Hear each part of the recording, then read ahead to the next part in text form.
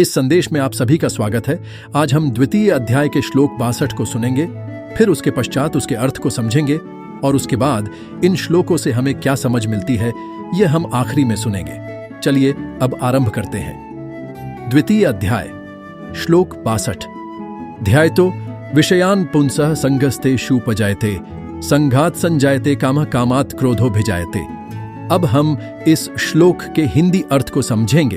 विषयों का चिंतन करने वाले पुरुष की उन विषयों में आसक्ति हो जाती है, आसक्ति से उन विषयों की कामना उत्पन्न होती है और कामना में विघ्न पड़ने से क्रोध उत्पन्न होता है। अब इस श्लोक से हमें क्या समझ मिलती है इसे सुनेंगे। इंसान कोई विषय को लेकर जब सोचने लगता है तब इंसान सोचते सोचते उन विषयों के एकदम निकट पहुंच जाता है, जिसके चलते इंसान का उन विचारों के विषयों से आसक्ति हो जाती है और आसक्ति बढ़ने से जब वह विचार वास्तव के जीवन में खरे ना उतरे तो क्रोध उत्पन्न होता है।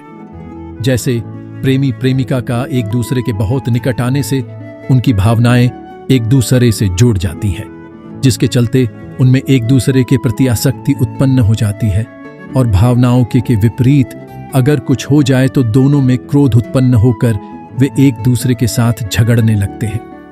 इंसान जो भी चीजों के निकट होता है उससे इंसान की भावनाएं जुड़ जाती है, चाहे वह वस्तु हो या विषय।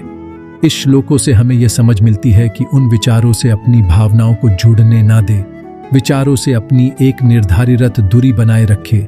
इससे आपको मदद मिलेगी कि आपकी भावना उन विचारों जुड़ नहीं पाएंगी। इंसान को चाहिए वो विचारों को लेकर अपने मन के अंदर चिंतन करते समय सजग रहने की कोशिश करे और उन विचारों से अपने भावनाओं को दूर रखे, उन विचारों से लगाव होने न दे। इंसान का कामना करना ही क्रोध का असली कारण है। आज यहीं तक ही हम फिर मिलेंगे, तब तक के लिए सबको शुभेच्छा।